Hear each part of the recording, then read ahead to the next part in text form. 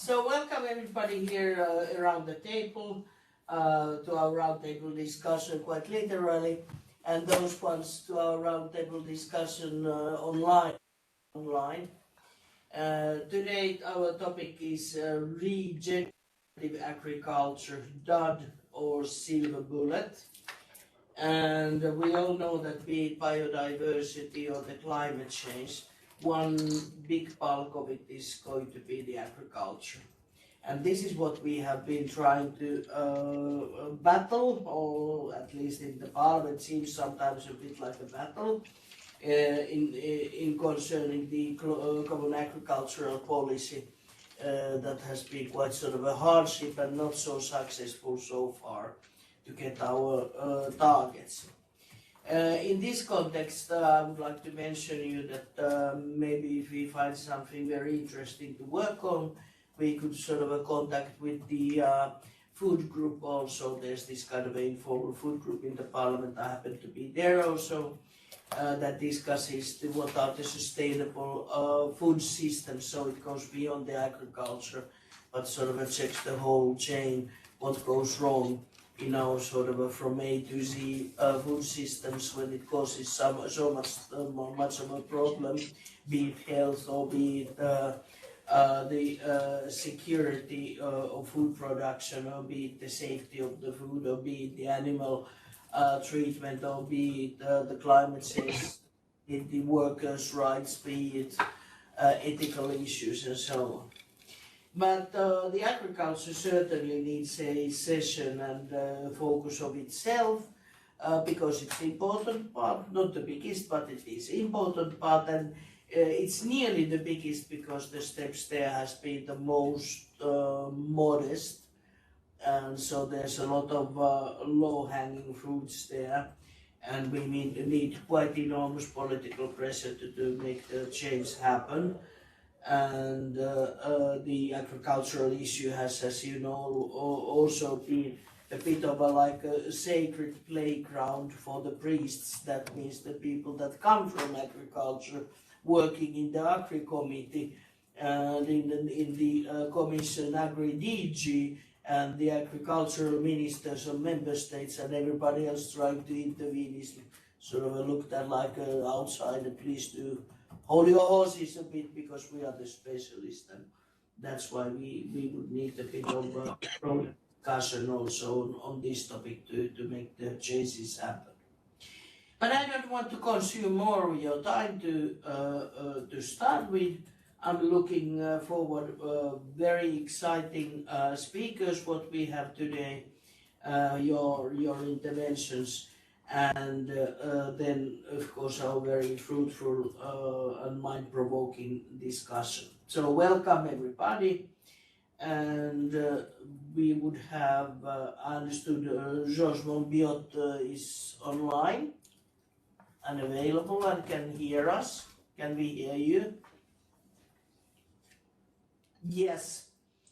And he's an author, Guardian columnist and environmental activist whose current research focuses in the global food system. I've been following your interventions there and they are really excellent, so thank you already for them. And your best-selling books include Feral, Rewilding the Land, Sea and Human Life, Heat, How to Stop the Planet Burning, and Out of the Wreckage, a New Politics for an Age of Crisis. And you were awarded the Nobel Prize for Journalism in 22, so this year congratulations for that once again. And your latest book is Regenerative, Feeding the World Without Devouring the Planet. Then it was published on last May. So we are eager to hear what you have to tell to us, so please, the floor is yours. Thank you very much, and thank you everyone for attending. It's a real honour to be able to talk to you all this afternoon. I'll be frank, it's very hard to see on current trajectories how we're going to get through this century unless we make a radical change in the direction that we're taking. We're just going to be able to protect the world's living systems on which we all depend. And what's become clear to me over the past few years of research is that even if we manage to sort out the massive issues in all other sectors, the problems caused by and afflicting the food sector could themselves present an existential risk to human society. And there's a series of issues all interlocking here. One is that the food sector itself is beginning to look like the global financial system in the approach to 2008, and for very similar reasons. We've seen extreme corporate concentration happening over the past few decades, and the very large corporations which dominate much of the food sector. And to give you one example, 4 companies control 90% of the global grain trade. Those large corporations have pursued strategies which make perfect rational sense from their own perspective, their own point of view, but undermine the resilience of the system as a whole. And systems theorists will tell you that there are 4 main elements of systemic resilience. One is called redundancy, which means the spare capacity in the system. One is called modularity, which means the degree to which the system is compartmentalized. Whether there are boxes separating parts of the system or whether the whole thing can flow in a systemic way.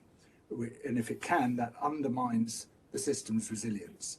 Then there's circuit breakers, and then there are backup systems.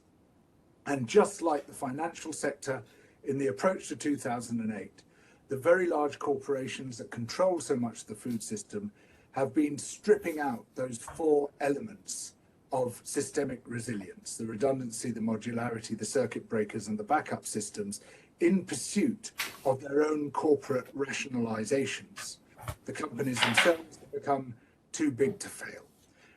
The world has polarized between super exporters of food and super importers of food, which have now become extremely dependent on large amounts of trade from very distant parts of the world. Much of that trade passes through a few critical pinch points, such as the Turkish Straits, the Suez Canal, the Panama Canal, the Bab el-Mandab, the Straits of Hormuz, the Straits of Malacca. Had the closure of the Turkish Straits last year temporarily by the closure of the Suez Canal last year temporarily by a giant container ship coincided with the closure of the Turkish Straits by Russia's invasion of Ukraine, then the food chain for hundreds of millions of people is likely to have snapped. This is how vulnerable we've become just as a result of the systemic dynamics of the global food system itself. Now, in 2008, governments were able to bail out the banks with future money. You cannot bail out the food system with future food. And bearing upon this system, which is losing its resilience, are a whole series of shocks. There are, of course, geopolitical shocks like Russia's invasion of Ukraine, but much more worrying in the long term are the environmental shocks. Now, some of you might remember that after that invasion, India stepped forward and said, don't worry, we will fill the gap caused by the lack of exports of wheat from Ukraine, because this year we have a bumper harvest on the way and we're going to become a super exporter of wheat. Well, just a month later, the Indian government came forward again and said about that massive harvest, it's all shriveled because of the huge heat wave, and as a result we're imposing export restrictions. We're not going to be exporting any wheat at all. And we're seeing now an escalating series of environmental shocks hitting the food system. We're seeing extreme weather events caused by climate breakdown. We are seeing a rising number of soil collapses, dust bowls in other words, beginning to take out crucial regions of some of the world's food baskets. And perhaps most importantly and most neglected, we're seeing a dearth of the water required to continue raising global yields. There's one study looking at what it would take to close the yield gap. In other words, for everyone to raise their productivity to the maximum in order to ensure that everyone is fed by 2050. And it would require another 146% water use. You'd have to more than double the amount of water we currently use. But that water does not exist. 70% of all withdrawals are already for irrigation purposes. There is no more water that we can extract. The aquifers are declining. The water coming from the mountains, from glacial melt and snow melt, that will decline as those glaciers and snow caps retreat. So we have this terrifying convergence of problems coming together. And at the same time, the global food system is itself the greatest threat to the living planet of all industrial sectors. It's the primary cause of habitat destruction and deforestation. It's the primary cause of wildlife loss and extinction. It's the primary cause of freshwater use. It's the primary cause of land use. It's the primary cause of soil degradation. It's also one of the top causes, about 20%, of climate breakdown and of water pollution and air pollution. And yet we've created a kind of moral force field around it, where we're quite happy to criticize the fossil fuel industry, the chemicals industry, the plastic industry, but where farming is concerned, we don't want to go there. We don't want to touch it. There's a sort of, it's like a sacred space. And at the European level, and obviously, you know, Europe is not the world, but Europe is now being hit by these issues, and we're seeing some very major climate shocks beginning to affect production in some parts of Europe already. But it's not helped at all by European policy. Now, I'm deeply embarrassed as a British person about Brexit, and I'm really sorry about it, right? And I recognise, and always have recognised, what a totally stupid idea leaving the European Union was. But if I had voted only on agricultural policy, I would have voted to leave the European Union. Because the one good thing about Brexit is getting out of the common agricultural policy, which is an absolute disaster. It's a social disaster, it's an environmental disaster, and it's a political disaster. Now, the thing about the common agricultural policy is, first of all, it's profoundly regressive. It uses somewhere up to 40% of the total European budget, and a very large proportion of that goes to the richest landowners in the European Union, many of whom aren't citizens of any European Union country, because you can live anywhere in the world and own land here and receive farm subsidies for it. So taxpayers of all stations throughout the European Union are subsidizing these extremely rich people. That's profoundly wrong, profoundly unfair, or all by itself, even before we start looking at what these subsidies are paying for. Well, they're paying for land ownership, but they're paying for the ownership only of particular kinds of land, land which is deemed to be in agricultural condition. In most nations, you don't actually have to produce any food from that land. It just has to look as if it's a kind of land that produces food. And what agricultural condition means is bare.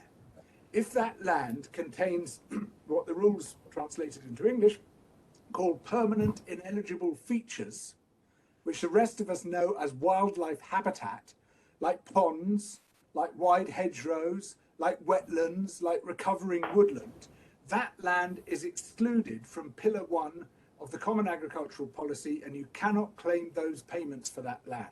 So it has created a massive perverse incentive for the destruction of wildlife habitats. Altogether, it has probably caused the clearance or the lack of restoration of hundreds of thousands of hectares of wildlife habitat across the European Union. It is one of the most powerful forces of environmental destruction on Earth today. And I've seen with my own eyes the tragic results in Transylvania, in Romania, where I've seen huge tracts of the most beautiful wood pasture and recovering woodland absolutely swarming with wildlife being bulldozed and burnt for the sole purpose of claiming European subsidies. This is one of the most perverse forms of public spending on Earth today. And the one good thing about leaving the European Union is we in the UK, if our appalling government permits it, can design a new system of farm subsidies. And I strongly urge the rest of you who are still in the European Union to do the same. So what do we do about this catastrophic system and the trajectory it's on? Well, we have to change that trajectory. We have to change our direction.